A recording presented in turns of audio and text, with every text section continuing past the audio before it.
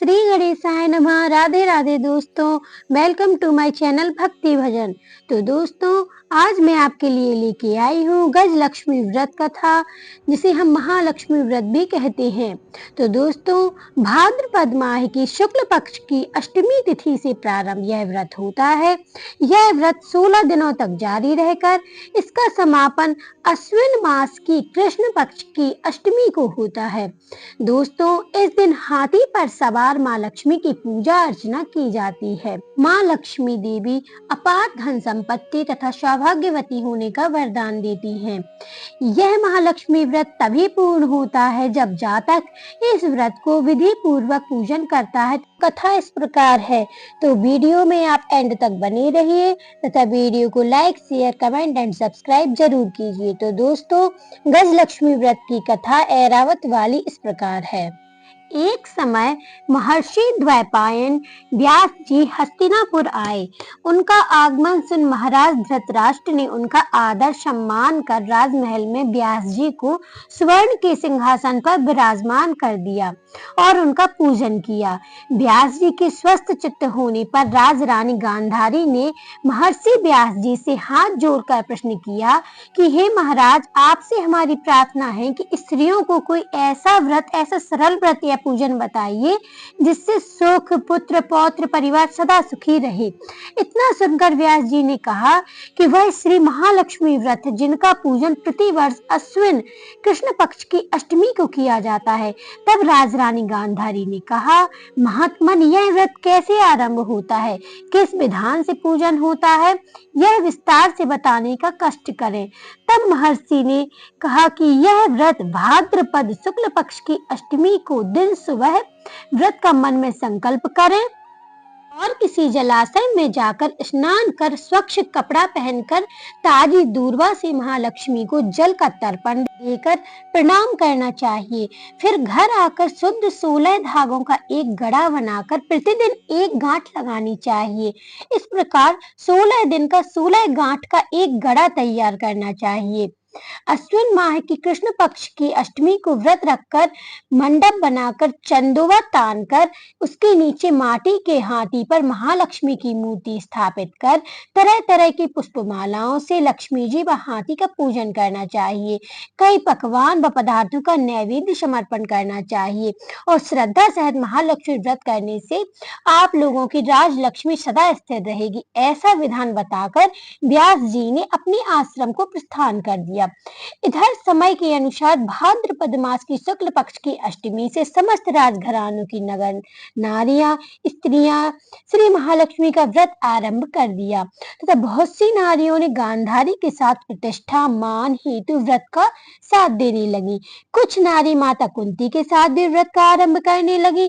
ऐसा होते होते 15 दिन व्रत के समाप्त होकर 16वां दिन कृष्ण पक्ष की अष्टमी का आ गया। उस दिन प्रातः काल से नगर नारियों ने उत्सव मनाना प्रारंभ कर दिया। सभी नर नारी राजमहल में गांधारी जी के यहाँ उपस्थित होकर तरह तरह से महालक्ष्मी जी के मंडप में माटी के हाथी बनाने में सजाने की तैयारियां करने लगी। गांधारी जी ने नगर की सभी प्रतिष्ठित नारियों को बुलाया, पर माता कुंती को नहीं बुलाया, न उन्हें कोई सूचना भेजी। उत्सव बात की धुन गुंजारने लगी, जिससे सारे हस्तिनापुर में खुशी की लहर दौड़ गई। माता कुंती ने इसे अपना अपमान समझकर बड़ा रंज मनाया और व्रत की कोई तैयारी नहीं की। इतने में महाराज युधिष्ठिर, अर्जुन, भीमसेन, नकुल, सहदेव सहित 5 पांडव उपस्थित हुए और अपनी माता को गंभीर देखकर अर्जुन ने प्रार्थना की, माता आप इतनी दुखी क्यों हो? तब माता कुंती ने कहा, बेटा, जाति अपमान से बढ़कर कोई दुख नहीं है। आज नगर में महालक्ष्मी व्रत उत्सव में रानी गांधारी ने सारी नगर की औरतों को सम्मान से बुलाया है, पर ईर्ष्यावश मेरा अपमान कर उत्सव में नहीं बुलाया। पार्थ ने कहा, माता, क्या वह पूजन सिर्फ दुर्योधन के ही महल में हो सकता है, आप अपने घर में नहीं कर सकती? तब कुंती ने कहा, बेटा, कर सकती हूँ, पर वह साज सामान इतनी जल्दी तैयार नहीं हो सकता, क्योंकि गांधारी के 100 पुत्रों ने माटी का विशाल हाथी तैयार किया है पूजन के लिए। वह ऐसा विधान तुमसे न बन सकेगा। तब पार्थ ने कहा, माता, आप पूजन की तैयारी कर नगर में बुलावा भेजें। मैं ऐसा हाथी पूजन को बुला रहा हूँ जो आज तक हस्तिनापुर वासियों ने ना देखा होगा। मैं आज ही इंद्रलोक से इन इंद्र का हाथी ऐरावत जो कि पूजनीय है उसे बुलाकर तुम्हारी पूजा में उपस्थित कर दूंगा। आप अपनी तैयारियां करें। इधर माता कुंती ने सारे नगर में पूजा का ढिंडोरा पिटवा दिया और पूजा की विशाल तैयारी करने लगी। तब अर्जुन ने सुरपति को ऐरावत भेजने को पत्र लिखा और एक दिव्य बाण में बांधकर धनुष पर रखकर देवलोक इंद्र की सभा में फेंका। इंद्र ने बाण से पत्र से निकालकर पढ़ा तो आश्चर्य से अर्जुन को लिखा कि हे पांडु कुमार, ऐरावत भेज तो दूंगा पर वह इतनी जल्दी स्वर्ग से कैसे उतर सकता है? तुम इसका उत्तर शीघ्र ही लिखो। पत्र पाकर अर्जुन ने पत्र में बाणों का रास्ता बना के हाथी उतारने की प्रार्थना लिखकर पत्र वापस कर दिया। इंद्र ने मातल सारथी को आज्ञा दी कि हाथी को पूर्ण रूप से सजाकर हस्तिनापुर में उतारने का प्रबंध करें। महावत में तरह तरह की साज सामान से ऐरावत को सजाया। देवलोक की अंबर झूल डाली गई, स्वर्ण की पालकी रत्न जड़ित कलशों से बांधी गई, माथे पर रत्न जड़ित जाली सजाई गई, पैरों में घुंघरू स्वर्ण मणियों की बांधी गई, जिनकी चकाचौंध पर मानव जाति की आंखें ही नहीं ठहर रही थी।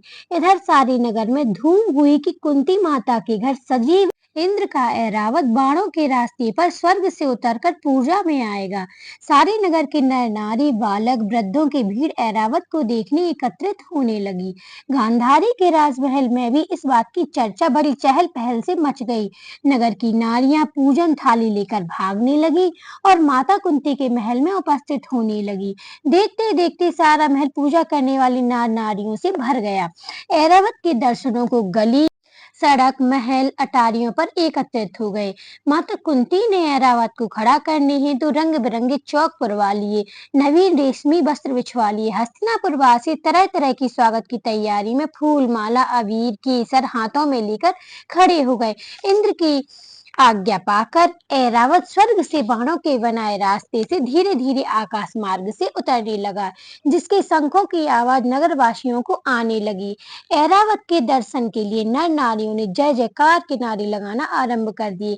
सायकाल होते ही ऐरावत माता कुंती के महल के चौक में उतर आया। समस्त नर नारियों ने पुष्पमाला अबीर केसर से हाथी का स्वागत किया। महाराज धौम्य पुरोहित द्वारा ऐरावत पर महालक्ष्मी जी की मूर्ति स्थापित करा के वेद मंत्रों द्वारा पूजा की गई। नगर वासियों ने लक्ष्मी पूजा का स्वागत करके ऐरावत की पूजा की। फिर तरह तरह के मेवा पकवान ऐरावत को खिलाए, ऊपर से जमुना जल पिलाया गया। फिर तरह तरह के पुष्पों की ऐरावत पर वर्षा की गई।